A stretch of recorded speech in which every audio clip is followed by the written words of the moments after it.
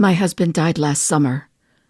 I've experienced a lot of firsts without him. His birthday, my birthday, Halloween, Thanksgiving, Christmas, New Year's, and most recently, Valentine's Day. Some of those days passed without incident. Others, not so much. It's March now. I survived those holiday firsts. And I've decided on my 3 guide words for 2023, an important ritual I do every year. Those words, and my first holiday season. That's what this episode, number 14, is all about.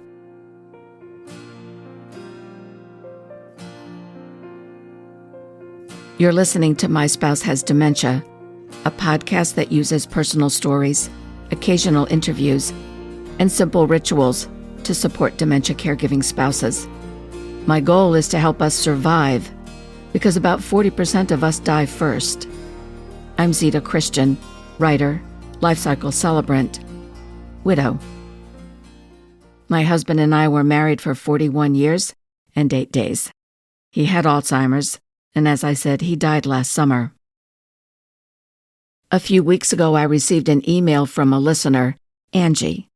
Her husband was diagnosed with dementia several years ago. Speaking of their journey, she wrote, "I know where it's heading, and I'm experienced with prior deaths, and I'm proactive.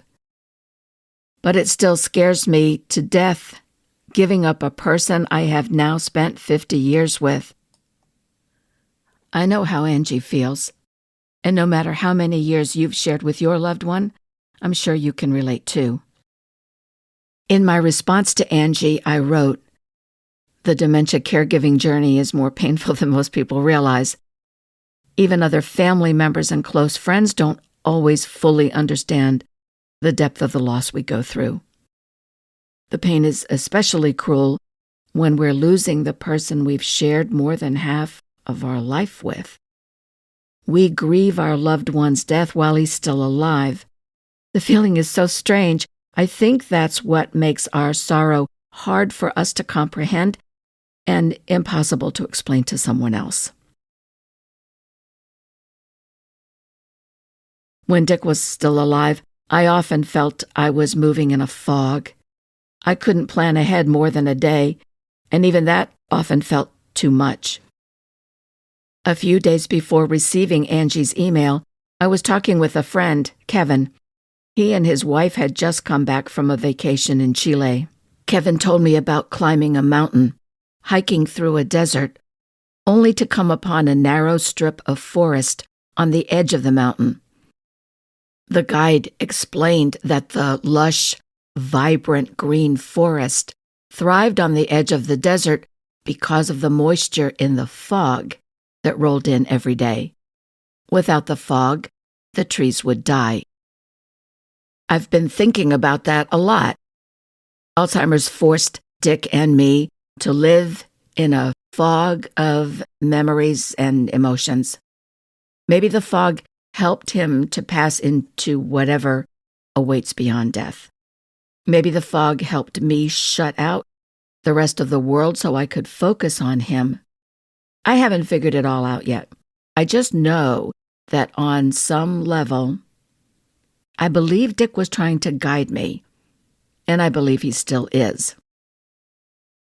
Words guide me too. They always have. Every December, I start thinking about the 3 words I want to guide me in the coming year. These words aren't goals I want to achieve. These words are guides.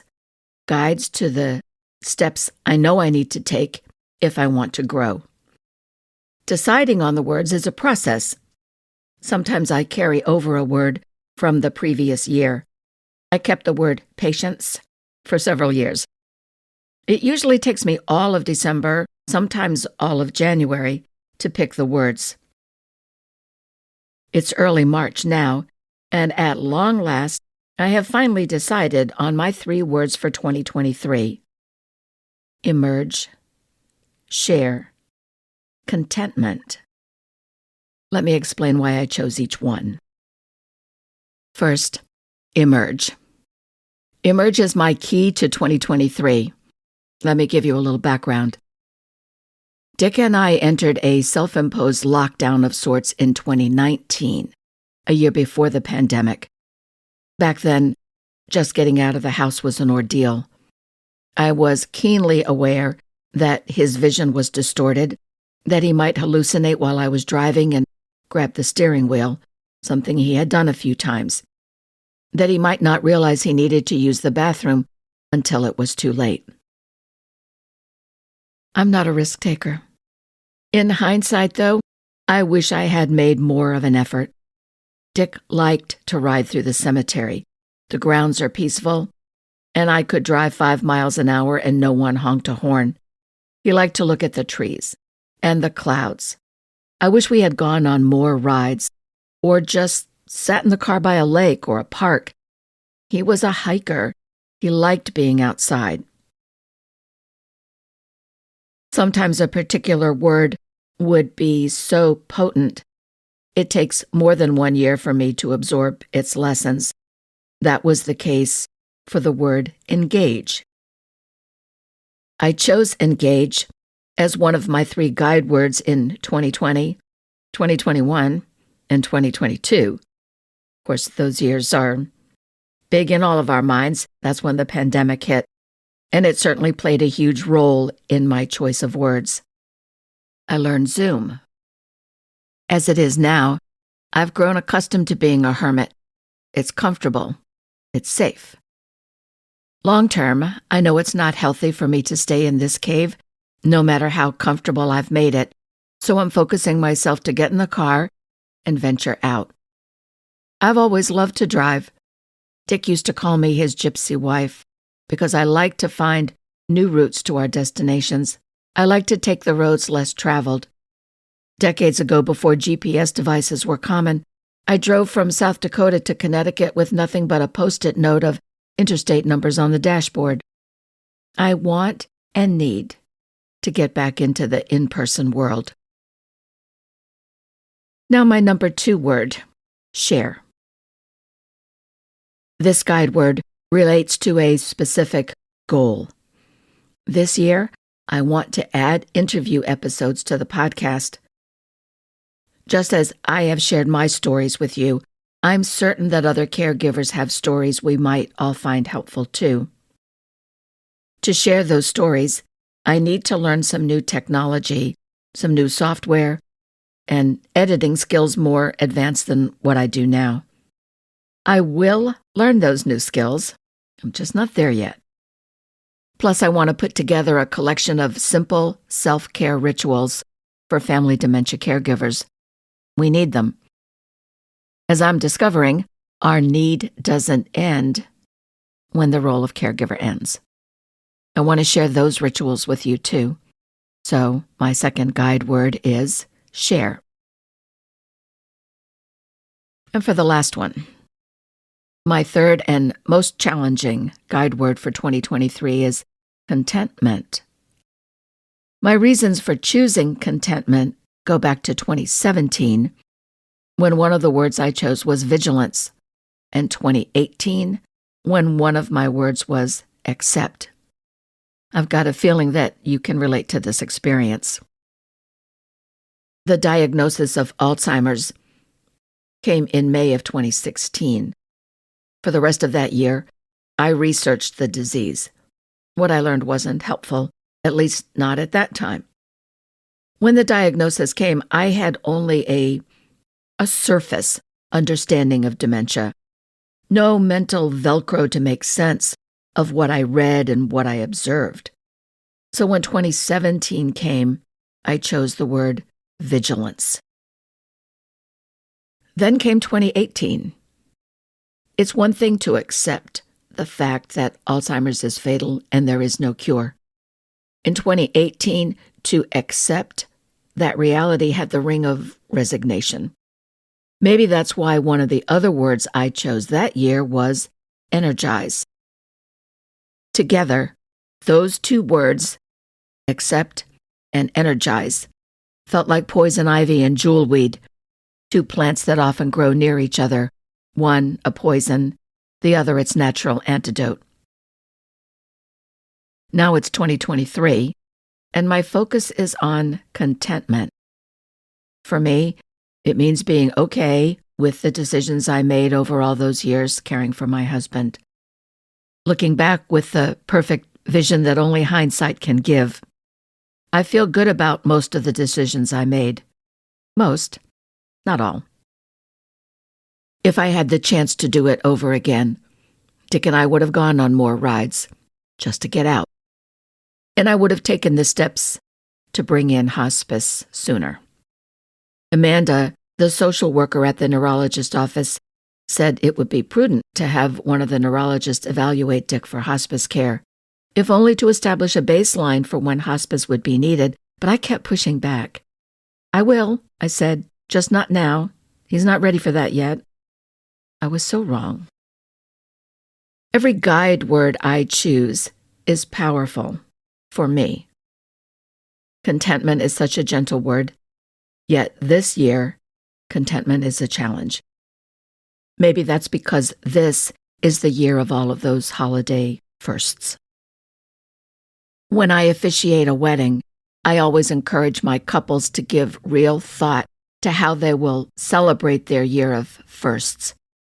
I encourage them to add their own traditions for Halloween, Thanksgiving, Christmas, Hanukkah, New Year's, Valentine's Day. I remind them that the next time they shop for a card to give their spouse, they'll shop in the section for my husband or for my wife. Christmas. I remember the first Christmas after Dick and I got married. I bought a Hallmark keepsake ornament. I still have it. It's red, marked with the year 1981 and the words, First Christmas. It shows a young couple dressed in clothes from the 1800s. They're ice skating, holding on to each other, gliding in tandem. I bought the annual love ornaments for the next few years, and then I stopped. I don't know why. Thinking back to this past December, I remember that I wasn't stressed out over anything. If the weather was good, I'd drive to Laurie's house and spend a few days with her, my son-in-law, and my grandson. If the weather was lousy, I'd stay home. I knew I had something edible in the freezer. What it was didn't matter. I didn't much care about eating. I didn't put up decorations, not even a wreath on the door, and I didn't feel bad about it. I slept a lot. It wasn't unusual to also take a 2-hour nap almost every afternoon. I was, as Pink Floyd sang, comfortably numb. Except when I burst into tears in the middle of an in-person meeting, again during an online class, and again while on the phone with a friend. And at the same time, I felt that growing internal push to emerge. I did spend Christmas with Laurie and her family. In fact, I spent several days with them. I looked around and remembered the year we toasted the memory of Tim's mom, and again the years later when we toasted the memory of Tim's dad. At Christmas dinner this year, we raised a glass to the memory of Laurie's dad, to Logan's Pepe. Laurie showed me this special ornament they'd bought for their tree that year. It was a little brown hiking boot. Yeah, I wasn't the only one having a hard time that Christmas. Then came New Year's. 40-some years ago, Dick and I would go out for dinner on New Year's Eve. That tradition didn't last long. We'd rather get a good night's sleep and greet the dawn of a new year with a clear head. So we'd fix something nice for dinner, watch a movie, just go to bed early. We had a ritual for New Year's Day. We'd go out for breakfast, always to a small, locally owned restaurant. We'd spend a little time reflecting on the ups and downs of the year just past. Our main focus was a financial plan for the new year. One year we decided to put in hardwood floors. Another year, we knew we had to replace our old deck, so that took priority. Dick loved to travel, so we'd make a wish list of places we wanted to go on vacation. We didn't get to all of them, and we certainly didn't go on vacation every year. Still, over time, We did get to his top pick, England, and to mine, Alaska. On New Year's Day this year, I renewed my efforts to organize the explosion of stuff in the basement. In 2021, everyone in our condo building had to relocate for 5 months while the foundation of our building was replaced. Not repaired, replaced. The Herculean effort meant our building would be jacked 10 feet or more into the air, the entire basement and garage bulldozed, new cement poured, and eventually the building lowered back to the ground. While the building was in the air, almost 40 years of stuff in the basement took residence in the living room, the dining room, every hallway and bedroom. When the building was finally restored, I did have a lot of help getting the big things moved down the stairs and into the new basement. The smaller boxes and bags still sat in hallways and assorted corners. I'd gotten so used to them, I stopped seeing them.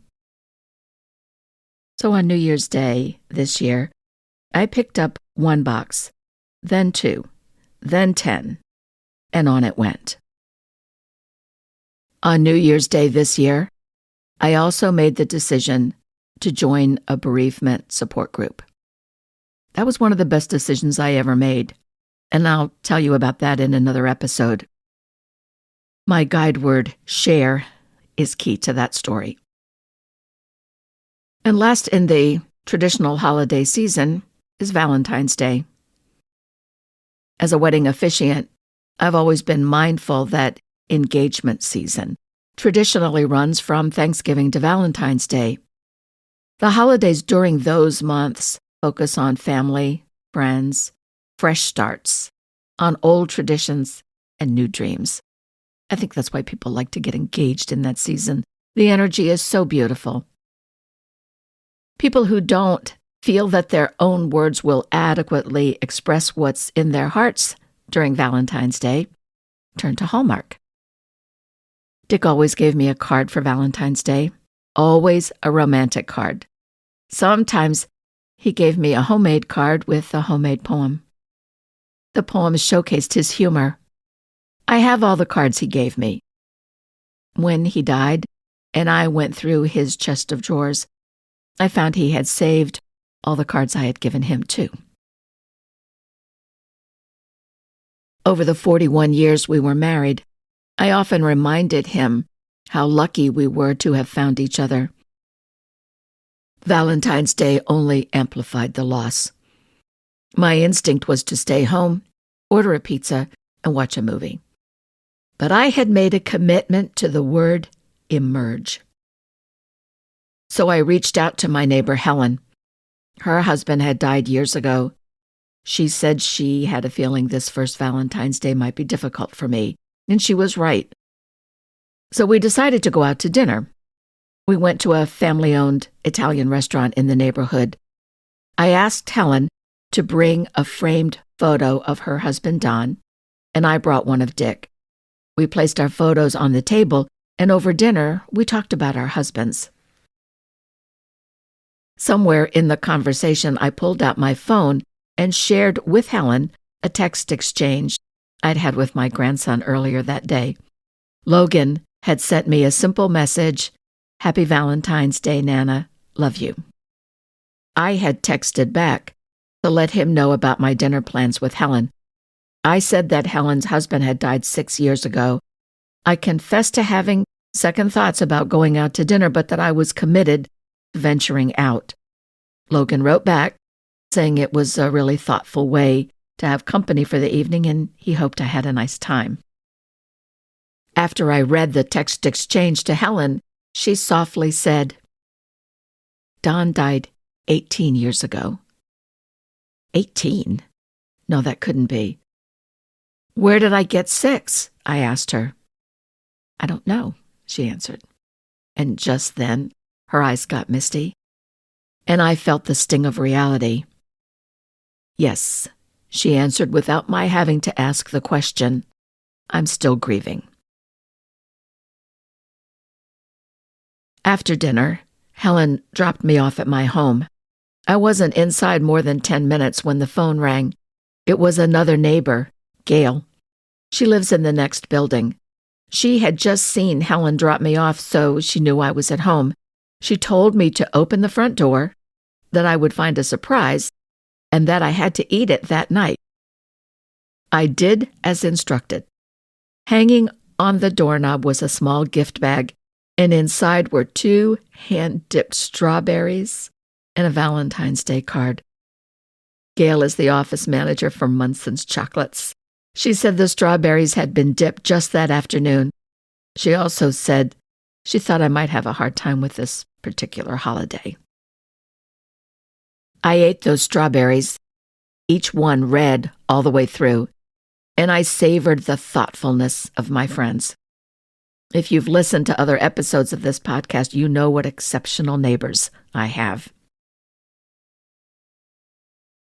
A few days later, I was sitting on the couch, sorting through newspapers I had let pile up, and suddenly I realized it was Sunday. I looked over at the grandfather clock. The weights were a limbo low. Dick had always wound the clock. I got up, took the key from the hutch, opened the glass door, grabbed the crank, and repeated the weekly ritual. Again, I cried. The implications of my husband's death are everywhere. Some mornings I make coffee and automatically reach for 2 mugs. I pull into the garage, turn off the car, and make sure to unlock the passenger door for him.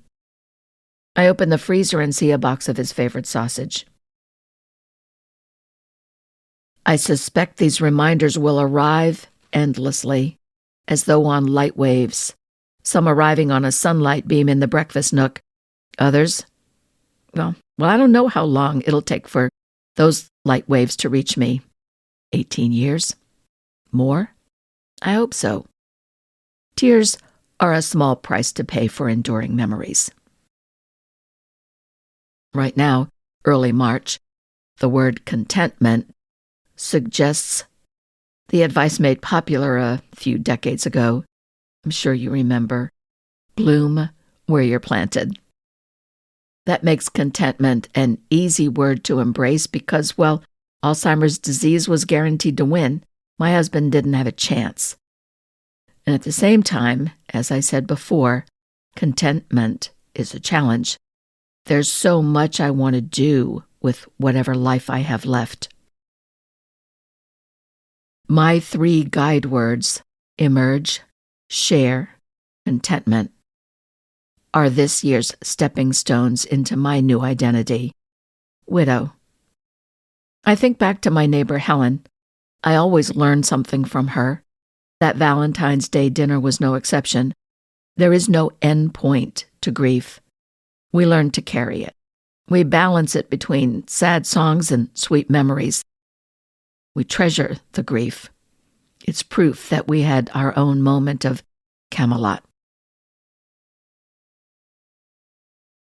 Of course, having a year of holiday firsts implies that there was also a year of holiday lasts. Just in case this turns out to be a year of lasts for you and your loved one, make the kind of memories you'll treasure. As for guide words, if you've never chosen 3 guide words for a year, it's not too late. No pressure. These words are not goals to be achieved. These words are guides to your growth, no matter how much time it takes. I'd love to hear what words you've chosen. You can email me, zita@myspouseHasDementia.com, or, and this is something new, if you go to the website, myspouseHasDementia.com, you'll see a vertical purple little bar on the right side at the top of the website. And on that little purple bar are the words, leave a voicemail. It's easy. It really is easy. All you have to do is click the purple bar, and a microphone opens. It's like leaving a message on the telephone. I just added the voicemail option to the website. No one has used it yet. You could be the first. In the meantime, though, one of the most important things we caregivers can do for each other is share our stories. Thanks for listening to mine. Oh, I almost forgot. I just started uploading episodes of My Spouse Has Dementia onto my YouTube channel. If you go to youtube.com/Zeta TV Network, you'll find most of the episodes. They'll all be up in the next few days. You'll find a whole lot of other things that I've done and put up on YouTube. But if you're only interested in the dementia podcast, you can, go to the playlist for My Spouse Has Dementia. I'm doing that because I've been told that some people listen to YouTube, not just watch. And for some people, accessing YouTube is easier than maybe accessing a podcast on an iPhone or a computer. So if you know someone who would benefit from hearing this podcast and they like to watch YouTube, please tell them that My Spouse Has Dementia is also now on YouTube on the Zeta TV network. Thanks a lot.